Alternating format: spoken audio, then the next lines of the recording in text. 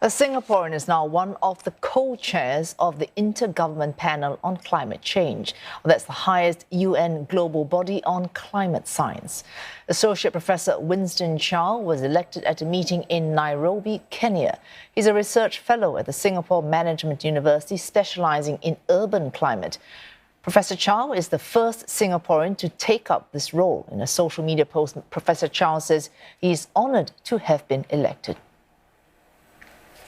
So just what does the IPCC do? Well, the organization was established back in 1988 and has 195 member states. It gives governments worldwide scientific information to come up with climate policies. The body has 3 working groups and a task force, and Professor Chow will head Workgroup II on climate impact, adaptation and vulnerability. And he will work with his fellow co-chair from the Netherlands. And for more on his new job at the UN, we have with us Professor Winston Chow, and he joins us from Nairobi, Kenya. Well, first up, congratulations, Professor. You are indeed the first Singaporean to co-chair the IPCC. What is the biggest contribution you hope to make that will have an impact on climate issues? Well, first, good evening, everyone back home. I miss being home, and it's a nice experience, I guess, to be the first Singaporean to be elected to lead a working group for the IPCC. It's it's nice to have the support of so many countries who voted for me. As a Singaporean, I guess it's also very humbling to know that a country that is relatively young can have the approval of so many other countries to lead a group of lead this group of climate experts and scientists to focus on issues of climate adaptation and vulnerability reduction that we are focusing on in our working group. Professor Chow, I have spoken to you before, and I remember our conversation was very much, one of the topics that we raised was how the science of climate change, the effects of it, the relevant adaptation measures, which you will be specialising on in Workgroup II, that is not new to anyone. We all know what is wrong. We all know what we ought to do. The science is not lacking. What is lacking is somehow the presentation of the science so that it persuades rather than puts people off actually taking action. In your new position as a Singaporean, can you change mindsets, not just with science, but how you present the science?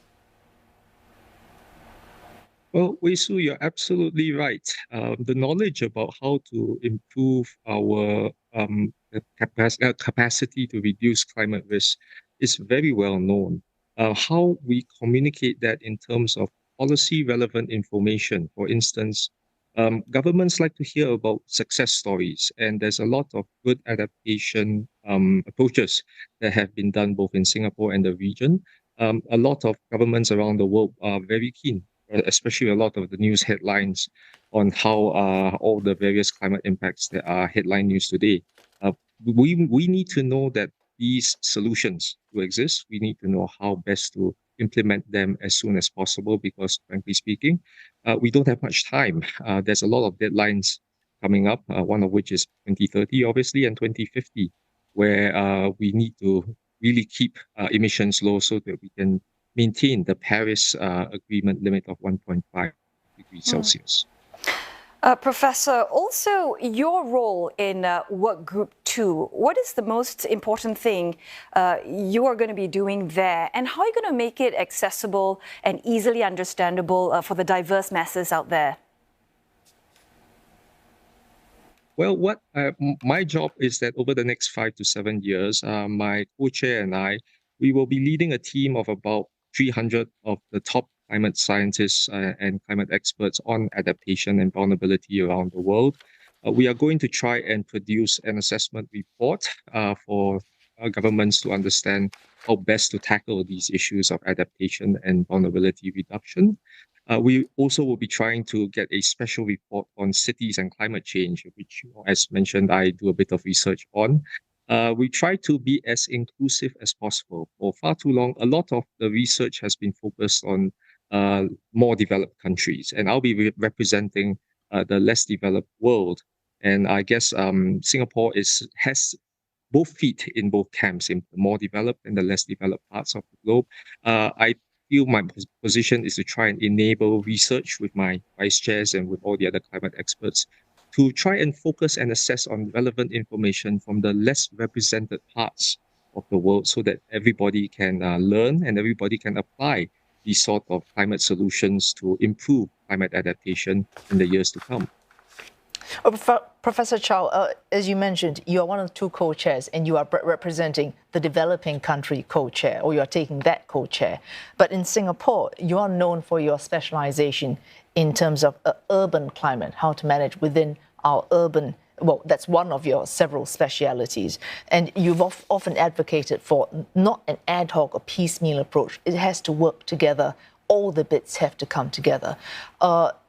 When you work at the United Nations, what you bring as a Singaporean, I take it will be a two-way process. So you will bring back something from the United Nations to your job in the Cooling Singapore initiative. How will that work? That's a very good question. I guess the lessons from the Cooling Singapore project and other sorts of urban-related research that comes out from Singapore and the region, they work. In our research, we try to look at solutions that give stakeholders information on how best to cool Singapore. We know that some approaches work better than others. We know that when these approaches that, as we said, it combines it sort of combines, like, let's say, cooling solutions with places for recreation. So it's a multifunctional approach to cool Singapore with green spaces in Singapore. A lot of other cities around the world, not just in the region, but also in North America, Europe, South America, and African cities that are growing pretty rapidly, they want to learn how these lessons can be applied. And similarly, I guess we in Singapore can learn from these other nations, like how best to maintain them, how best to make sure that their use is still gives the best sort of the widest sort of benefits to everyone in society. So I guess that sort of interchange, I'll be more than happy to tell the world about the good work that's happening in Singapore, but at the same time, convey the success stories elsewhere that can apply, not just in Singapore, but in other Southeast Asian cities that face similar climate and urbanization problems as well. Well, I'm afraid that's all the time we have, but thank you for speaking with us, and congratulations once again, Associate Professor Winston Chow is the first Singaporean to be elected a co-chair at the UN climate body.